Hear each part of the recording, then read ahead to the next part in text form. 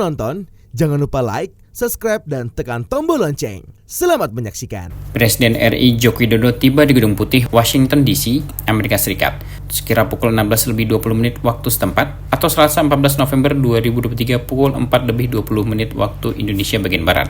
Ketibaan Presiden Jokowi disambut oleh jajar kehormatan dengan pasukan yang membawa bendera dari 50 negara bagian di Amerika Serikat saat rangkaian kendaraan yang membawa Presiden Jokowi memasuki halaman Gedung Putih. Setibanya di depan West Wing Portico, Presiden Jokowi kemudian turun dari kendaraan dan langsung disambut hangat oleh Presiden Amerika Serikat Joe Biden.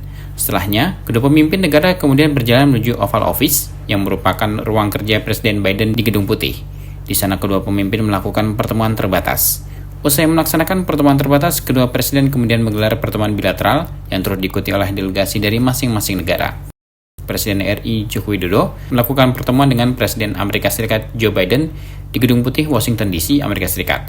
Dalam pertemuan tatap muka antara kedua pemimpin negara tersebut, Presiden Jokowi menyampaikan agar kemitraan kedua negara dapat berkontribusi terhadap perdamaian global. Oleh karenanya, Presiden Jokowi mengajak Presiden Biden untuk turut menghentikan konflik dan kekejaman yang terjadi di Gaza. Sebelumnya, Kepala Negara mengungkapkan bahwa Amerika Serikat merupakan salah satu mitra terpenting bagi Indonesia. Oleh sebab itu, kedua pemimpin sepakat untuk meningkatkan kemitraan antar kedua negara menjadi Comprehensive Strategic Partnership. It is an honor for me to fulfill the invitation from President Biden to visit Washington DC.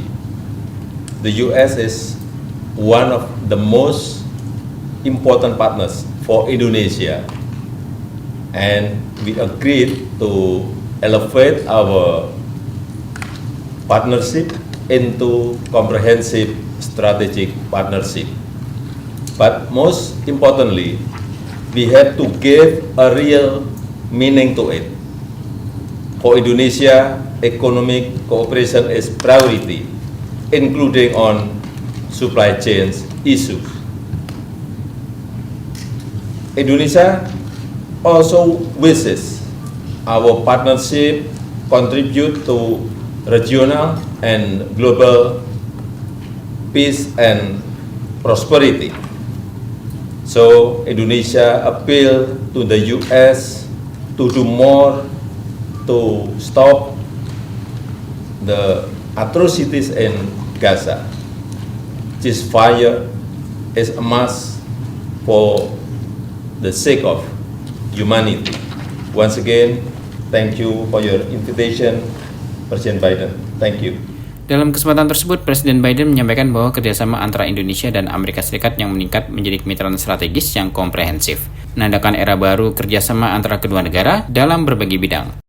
Lebih lanjut, Presiden Biden menyebut bahwa hal lainnya yang menjadi perhatian untuk terus ditingkatkan antara kedua negara adalah dalam hal membangun rantai pasok yang aman hingga penanggulangan krisis iklim. Hal tersebut dikarenakan Presiden Biden menilai bahwa Indonesia berperan penting dalam transisi energi bersih. Presiden Biden juga berkomitmen untuk terus meningkatkan kerjasama antara Amerika Serikat dengan ASEAN guna memajukan kawasan Indo-Pasifik yang bebas, terbuka, dan makmur. Presiden Biden mengapresiasi kepemimpinan Indonesia di ASEAN pada tahun ini.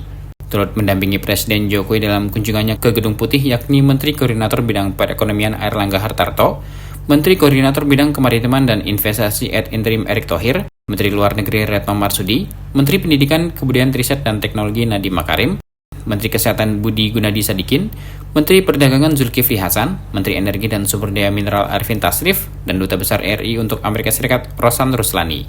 Tim Eljan Media melaporkan.